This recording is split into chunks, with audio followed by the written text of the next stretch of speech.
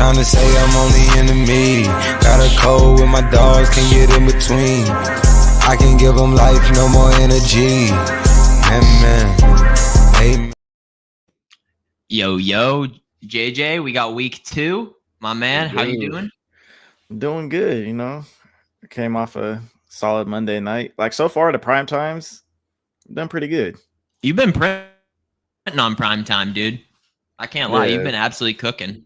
The only things I've missed hoping you got a few more for us on the prime times was just the ladders. That was it. But like the straights, I haven't missed a straight yet, which is cool. I saw that Zacchaeus read. That was awesome. Did you see the one they overthrew him out of bounds like early on?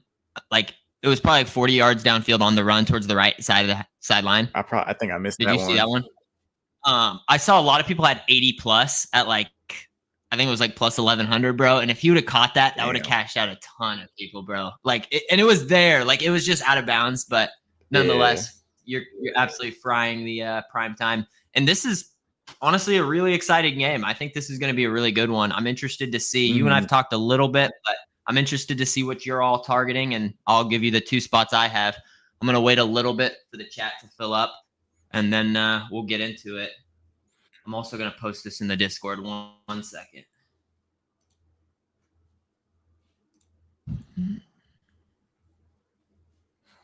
Oh, we on Packers tonight? Yeah, what you think? I think it depends on how the Packers receivers do. They have to be able to separate in that man coverage. The Packers, they looked good in all aspects of the game last week. I'm not going to lie. That team I'm very excited to see against the Commanders. Obviously, I'm an Eagles fan, so I'd love to see Green Bay put them down one here. 3.5 point spread, 48.5 point total. I kind of think this one's going to have some offense. I would love to see a game where the offense is just taking over and we get the over and on this one. I think our props also would like that. But let's get right into it. I'll let you go first just because mine kind of piggybacks off yours. What's your favorite spot on the Commander side today, JJ? My favorite spot, it's kind of going to be a mix of it too because it's pretty much the same read. So I put in Austin Eckler 4+ receptions and then Deebo Samuel 5+ receptions. I mean, I played those 2 as straights. And then I even laddered Deebo Samuel up to 6, just a little small one. I could have gone 7, but it's Thursday, short week. Might as well just not force it. But I think with this Packers front 4, they're gonna. When I looked at the data, they didn't get a ton of pressure, but I think Micah Parsons only played like half the snaps or something like that on defense. I think we're gonna see him ease them in more, probably go up to 60 or 7% snaps because I think it was around 50%. But with the Packers defense overall, they play a ton of cover 3 and cover 2. They do not want the ball to go deep. Last year they were second in DVOA against the deep passes like 20+ yards. That looked like it still continued looking at the film. So there's a lot of running back checkdowns. And I think they were second or third allowed in targets to the running back. So I mean, we just saw Jahmyr Gibbs just get like 10 targets. It's pretty similar to what other running backs did last year. 14 targets. Yeah, 14 targets to Montgomery and Gibbs. Yeah. Yeah. Everyone's on Deebo and Eckler tonight. They definitely are seeing that, unfortunately. But I mean, I like to play regardless. I mean, at the end of the day, you gotta trust your reads. Because like when I look at my plays, I try not to look at Twitter and see what everybody else is on. Because it gives you a little bit of a bias, 100%. You want to try and stay away from that. It might talk you off something that you like too. You know what I mean? If you see me posting over on something and you like the under, it might talk you or sway you somewhere else, So I totally agree. I think like you were saying too, Jeff Hafley's defense has been like the bend don't break type defense where he does not want big exposure type plays, which is why we saw Jared Goff 31 of 39, just dinking and dunking.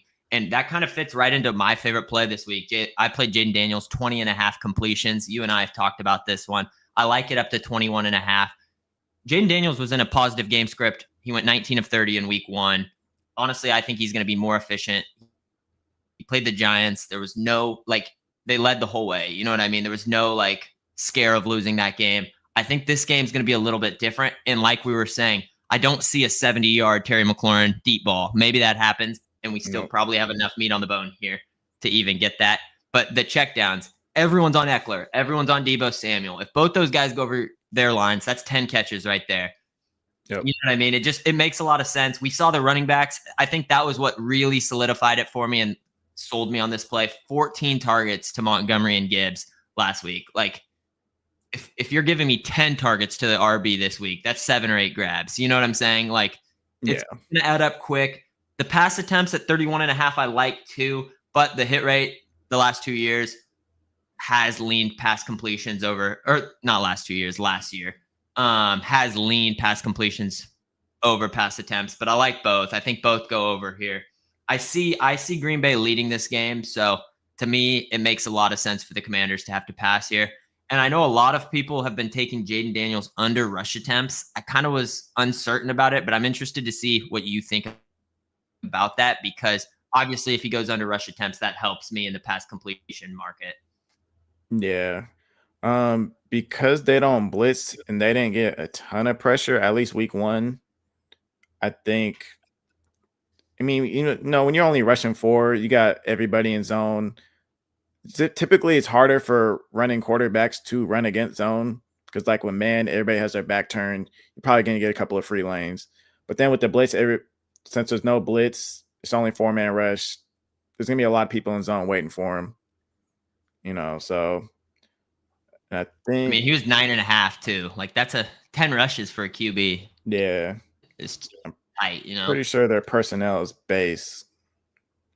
So I think. They're playing a lot of the 4-3. We saw a lot of Micah Parsons in the not the nose, but kind of like the interior line set. I kind of was interested to see if Green Bay was actually going to continue lining him up there. They obviously slid him out on Penei Sewell, and he showed that Lane Johnson's the best right tackle in football. He absolutely destroyed Penei Sewell last weekend. I don't know if you saw his numbers, but it was clear as day.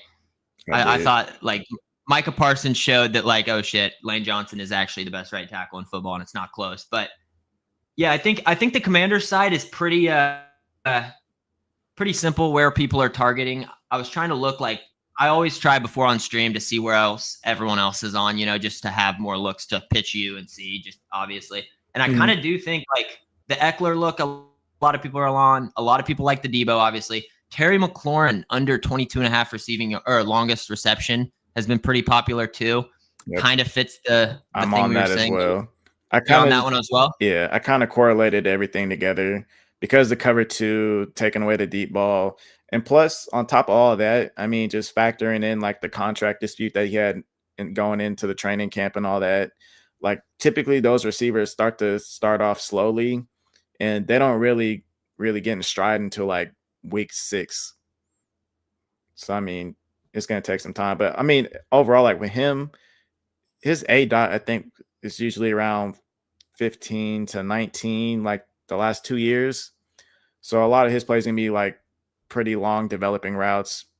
And then but everybody back in coverage with cover 2, they're going to take away the deep ball. It's going to be tough for him. So that's why I'm leaning more towards, like, everything underneath. So that's going to be more Deebo. That's going to be more Eckler. Ertz. Yep. Yeah, I agree, man. Like, I think it's just with this defensive game plan, like, it's so much easier to get the ball to Zach Ertz than it is Terry on the outside or Deebo. You know what I mean? It's just a lot easier to draw stuff up. Sure, Terry obviously could break a screen pass for 27 yards. He's that type of caliber of player, but you're taking that bet any day. Yeah. You know what I mean? If that's how you lose, that's how you lose. You can't control that, you know?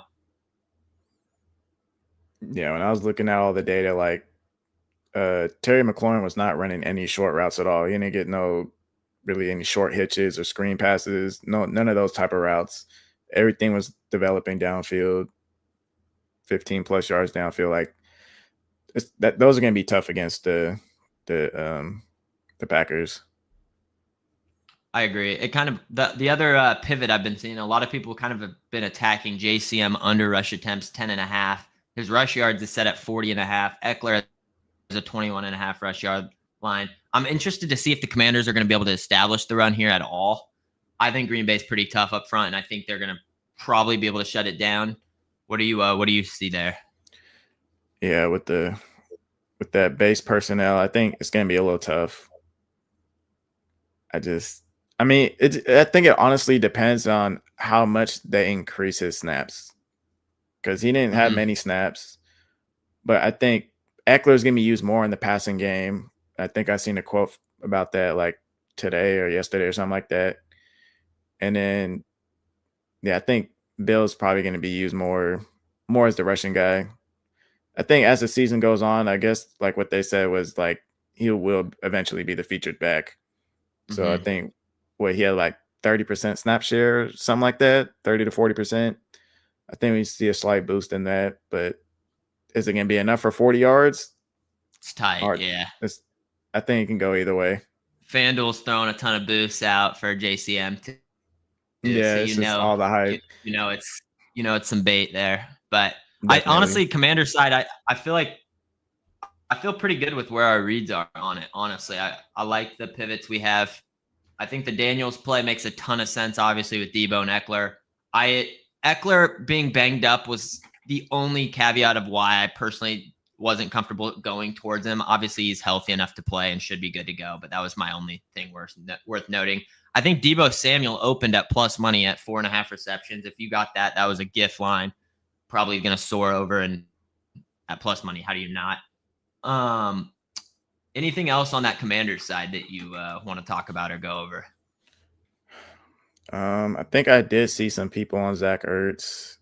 I think some people mentioned like how he has a great history. And I mean, we did just see, who was it? Sam Laporta. He had a great game. Yeah. I think probably see some. I don't know if he's going to put up those type of numbers, but I mean, how many targets did he have last game? He had 5. So what was his line at? Was it like 25 to 30? I think somewhere around there, within that range, probably.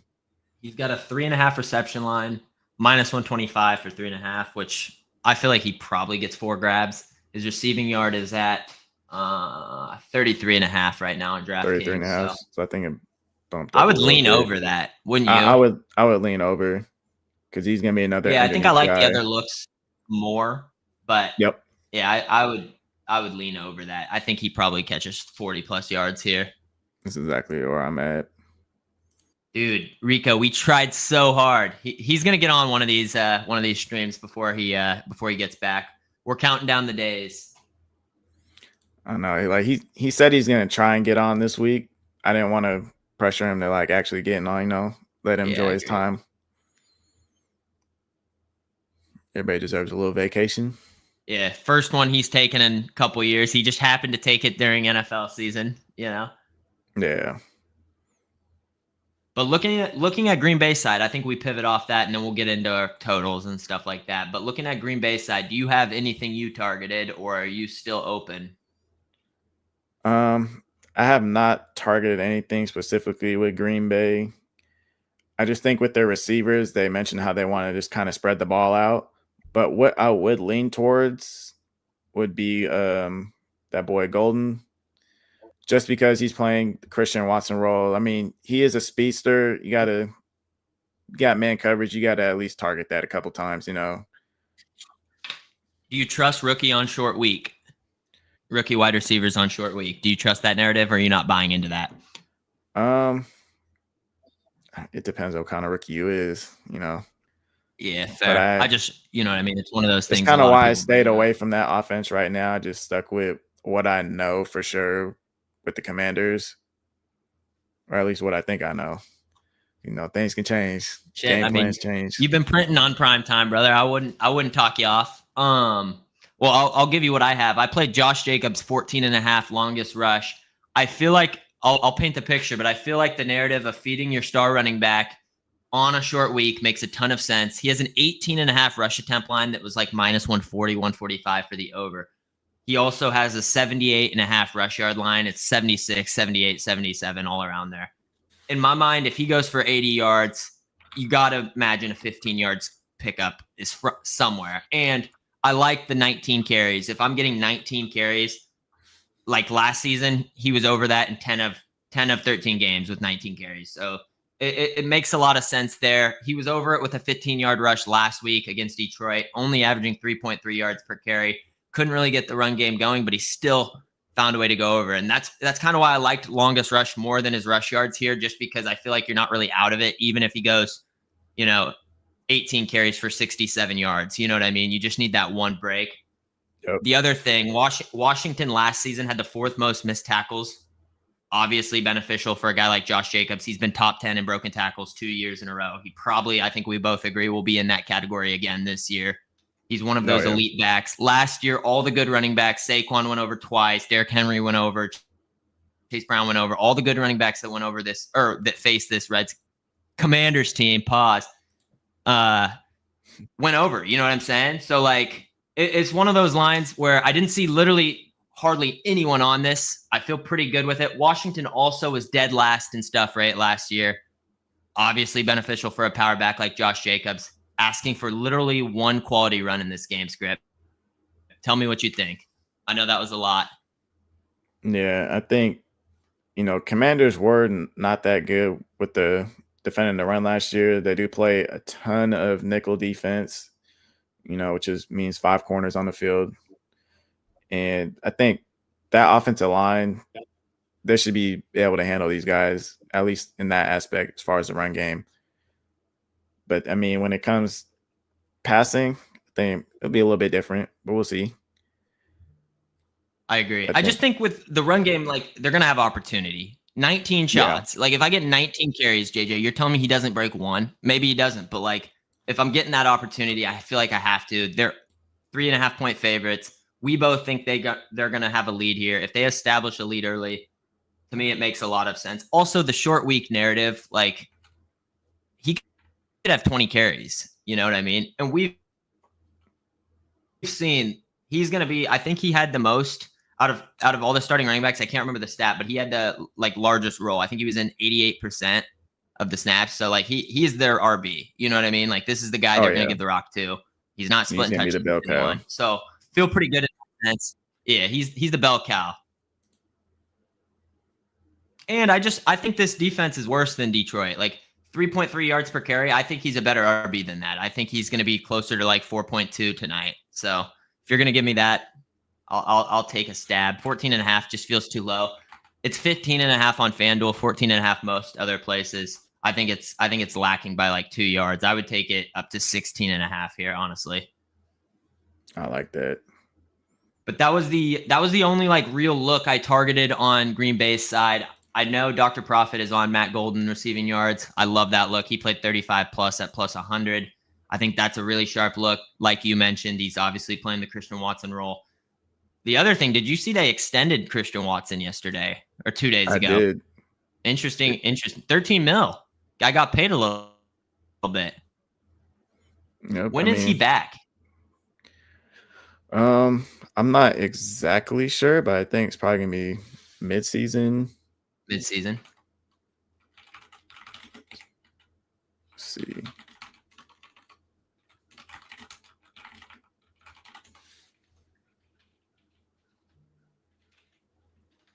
I say it might be all of the entire season. So, I mean, they have a lot of faith in him. Obviously, they're giving him a little extension.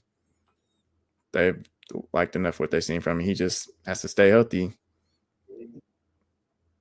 I know he tore his ACL, but nice. I mean, those soft tissue injuries is like the things that really been holding him back, especially his hamstring. Mm-hmm.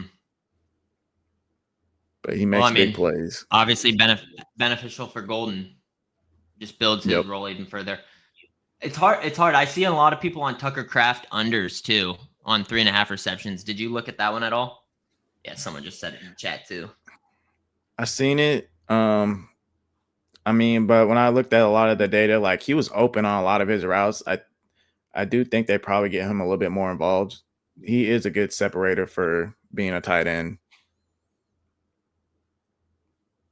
Pro Luke Musgraves. He went to Oregon State when I was there, so lived in the same dorm as I did. So I'm always hoping he can get some run from Tucker. So I personally like the under there.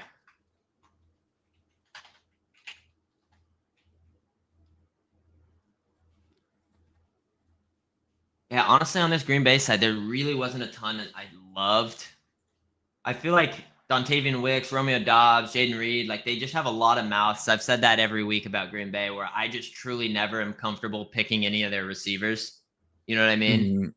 Yeah, Isn't Kraft? Yeah, Kraft is a good he guy. is. He's actually one of the better tight ends at it. I feel like he's an They definitely want to underrated put him in guy. space. He is. Yeah, they got his yards 41.5. So he's gonna be involved. Josh Jacobs, I've seen a couple people on his receiving yards, 13.5.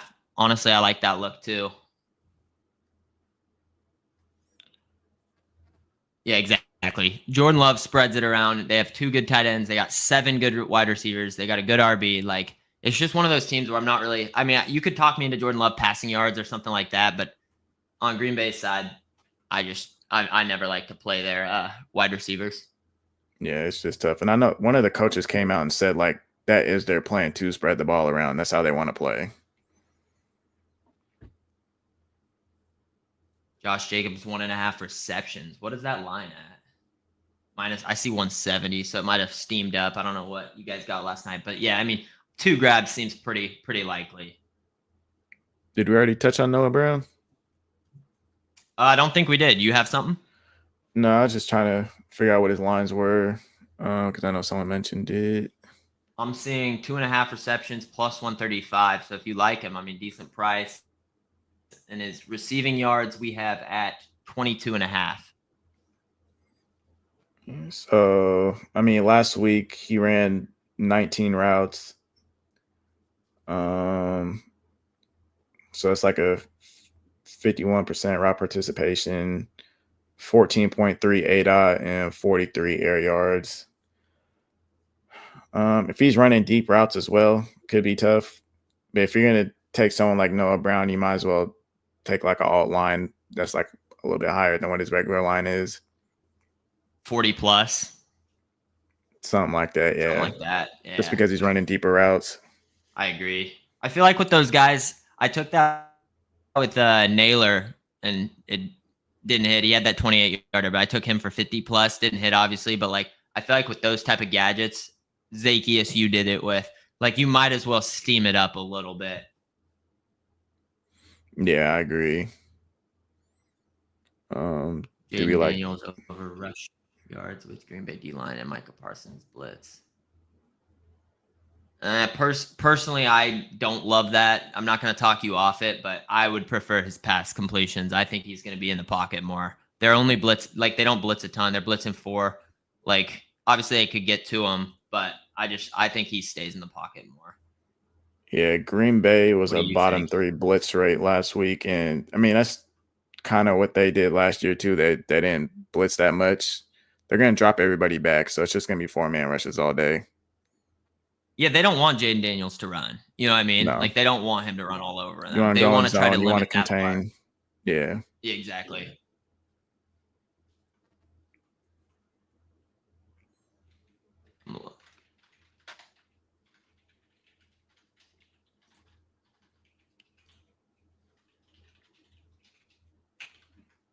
yeah. It's like the main thing you're gonna be seeing from the Commanders as far as their coverage is a lot of cover 1. So they ran that about 33%. They ran a little bit of cover 2.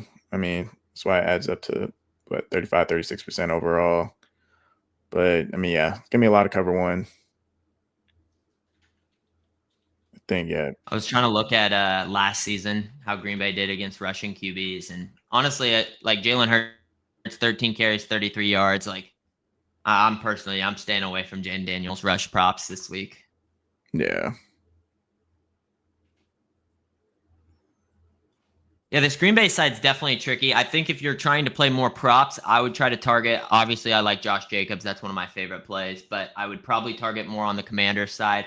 I think looking at the total, 48.5, Green Bay minus 3.5. We'll get into that. Where are you at? I know you haven't played either officially, but if you had a lean, where are you going, JJ?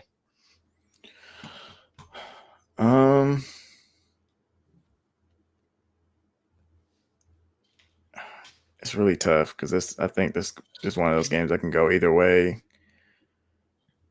I mean, if you look at the Commanders' offense, I mean, with Cliff Kingsbury, like his offense is built for quick passing, RPO, all that. So they can definitely get things going. Then on the other side, I think you got enough pieces on offense and defense to where you guys can contain them. If you can, like, especially defensively with Green Bay, if they can contain the yak, that's going to be huge.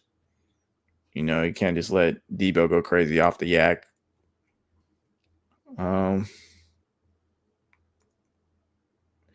It's just we didn't see enough Micah Parsons, I think, but I do. Short week. Short week's always tough to tell. Who's at home? It is at Green Bay. It's at Green Bay. Yeah, I lean Green Bay personally. I don't know if I want to play the -3.5. Yeah, I like them to win by 3. I think honestly, this is going to be a really competitive game. You can't write Jaden Daniels off either. He's going to come. You know, he's going to play a good game. Like he's going to battle and keep it close. So that's kind of where I'm looking at. I also think the Commanders got better in the secondary. Trey Amos, Marshawn Lattimore, Quan Martin, Will Harris. Like, I don't think that's like a horrible crew out there at all. And like, I could see them defending well with that Green Bay wide receiver core. So like, in that sense, you know, maybe that's how they win this game. Yeah, I do think we see a lot of defense, at least early on in the game here. Especially short week. This is crazy. I don't know if that's accurate. You know if that's accurate? Since 1998 or 1888. I'm not sure. That's not crazy. Looking into that. If that's real, that's actually insane.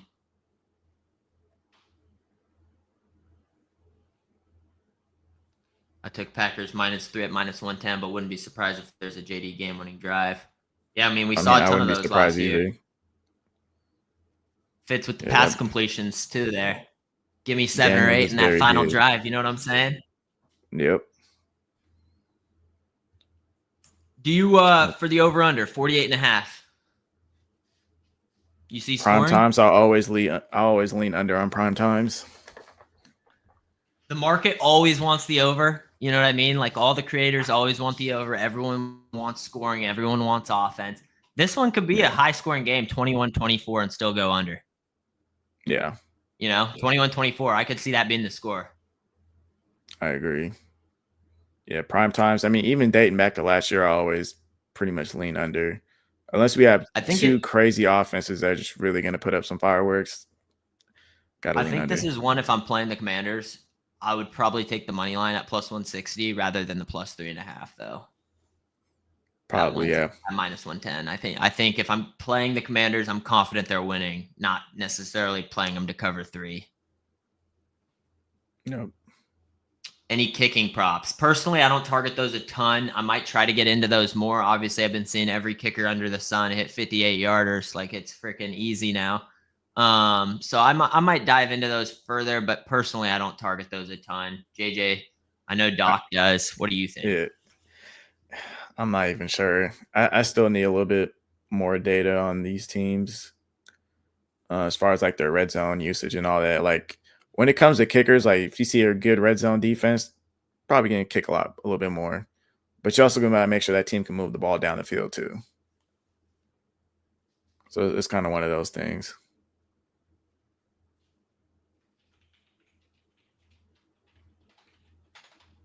It's like someone's asking, do you like Jacobs under with offensive line injuries? Under what prop? It's a good question. I'm guessing he's going to say rushing. But I think it's hard. Like, for me, I would probably lean to not even bet that. Just 18.5 rush attempt line for 76 yards is low. I think personally he's going to be better than 3.5 yards or 3.3 yards per carry this week. So even with some banged up O-line, I lean the over, but you could definitely probably target that if you have a good lean, if you like it. Andrew's always with the soccer. It's soccer today, JJ? Nothing for us? I don't know anything about soccer. Rashawn Gary, 0.25 sacks. You think he gets to the party? I think so. Yeah, I mean, I don't hate that. Because against the Giants, I mean, Giants do have a great pass rush, but Daniels got sacked 3 times. Yeah. I like it. Yeah, I mean, that's the Giants' strong suit there. So it's hard to like, you know what I mean? Yeah. But I mean, Gary and Micah, like, those are 2 good pass rushers as well. You got to think They have a Micah good again line. is, yeah. You got to think Micah again is probably going to get double teamed a little bit. He's just that gravitational pull that he has on defense is probably going to set up Gary. Devontae Wyatt's obviously a player they have in there too. I mean, yeah, I 0.25 sacks. Why not? Sure. I'd probably put that as a parlay piece. Mm-hmm.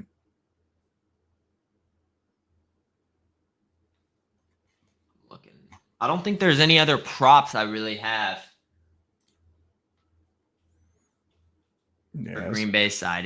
Anything caught your eyes, JJ, or is that kind of where we're at? Is that how you see the game? I think that's kind of where we're at. Yeah, I'm the same way. Well, then we'll keep it moving. First Give time me your touchdown scores. So are we doing that's what I was saying. anytime touchdowns or first touchdown score? That's your call. We missed last week, or yeah, the last stream. It was who was it in that Chiefs Chargers game? Oh, Johnston. We missed there. That was the first time we did it. Andrew wants us to do both. Sammy under craft yards. It's kind of either stay away or take the over for us. Just I'd probably target his receptions over yards. Yeah. Under, like, you know what I mean? Because he's got the yak. Yeah. Yeah, if you're gonna take a under, at least probably go receptions. But yeah, he is a big yak guy. He does a very good job of getting open in coverage, and then with the man coverage, I think he can be decent. But for me, it's just a stay away for me personally. There's some good first TD scores this week, dude. Some good prices. Let me see. Josh Jacobs plus 380, and then the next one's Kraft plus 1100. So, I mean, there's something to get cheeky with. I know where I'm going to go. I let you go first last week. I'm going to go Zach Ertz plus 2,000 first TD. That's not bad. I don't trust the Commanders' rush game. I don't think JCM or Eckler steals it. Jaden Daniels maybe, but I see the Commanders scoring first. So give me Zach Ertz plus 2,000 first TD. You could also probably sprinkle the plus 265 anytime. We got a couple Jaden Reed first TD plus 1,200. I'm seeing. I'd make sure to line shop. This is all on DraftKings. So yeah, for me, you're going Josh Jacobs. We know it. No, I'm going between Jaden Reed and Matthew Golden. I think we get a passing touchdown. Okay. You're going the opposite side of me. You're going Green Bay this time? I am going Green Bay. Who do you want? Who are you locking in? Fuck it. We're going with the rookie. All right. You get Golden at. We get Matthew Golden. What you got on DraftKings? I see plus 1,600. Yep. Because FanDuel's at plus. So we're eating good if either of these guys are the first TD scorers. Golden or Ertz, we're eating quite nicely. Those are the two we're doing for the first TDs. JJ and I are going to smack a few of these. We did it last week. We whiffed. But that's why we're doing it again this week. JJ, any other last words before we call it a day? Just enjoy some football, you know. I'll post everything to Twitter probably like right after this. And then I will be working on trying to post some Sunday props today in the Substack. So, you know, be sure to check that out. I got a bunch of data in there breaking down like all the week 1 usage and defensive tendencies and all that. So, I mean, if you guys like that stuff, you know, be sure to check that out. Make sure you're tuned into JJ's WNBA too. He's been printing there if you like WNBA. Season's coming towards an end, so just gotta wait for some props to be released. I know that's my issue, bro. You have to wait so long. Yeah, I'm pretty much waiting for props to be released. I'm not sure if they've done it since we've been on the air, but there was only like a few props up for just one game. Everything else was they're just waiting on news on who's playing and who's not, because there's a lot of teams that aren't playing for anything. So it'll probably be like a late release, if anything. That playoff structure is crazy to me. 8 of 13 make it too. Like, it's just you know what I mean? Just an interesting layout nonetheless.